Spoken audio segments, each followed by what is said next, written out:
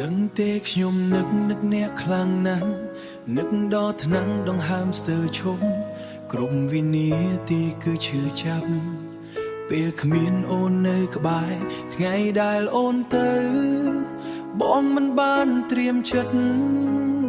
ស្នេហ៍ដែលធ្លាប់ភ្លឺឥឡូវវាខ្មៅងងឹតពីថាបែកគ្នាធ្វើឲ្យចិត្តបងរលានៅសល់តែអនុស្សាវរីយ៍មិនអាចលុបបាត់បានមនុស្សបែកគ្នាហើយមិនជួបវិញទេបេះដូងបងឈឺ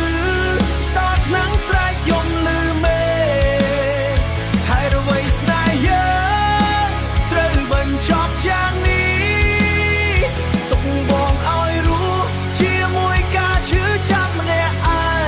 ងមនុស្សដែលធ្លាប់ស្រឡាញ់ដល់ថ្ងៃបាត់បង់សូម្បីស្រមោលក៏មិននៅក្បែរបងស្រែកហើយអូនឮទេឬស្នេហ៍យើងចប់ត្រឹមនេះជារៀងរហូតបងសួរខ្លួនឯងរាប់ពាន់ដងហេតុអ្វីស្នេហ៍យើងត្រូវបញ្ចប់ទឹកភ្នែកហូរមិនដែលឈប់តែអូនវិញមិនត្រឡប់មកវិញទេបងមិនអាចបងភ្លេចអូនបានទេទួងពេលវេលាឆ្លងកាត់ប៉ុន្មានឆ្នាំបេះដូងមួយនេះនៅតែរងចាំទោះដឹងថាអូនមិនវិលត្រឡប់មនុស្សបែកគ្នាហើយមិនជួបវិញទេបេះដូងបងបែកដូចមេឃកុំជួបវិញទេ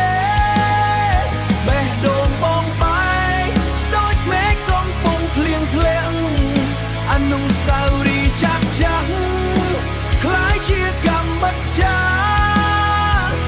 ឈឺដល់ថ្នាំងបងមិនអាចដកដង្ហើមបានបងនៅតែស្រឡាញ់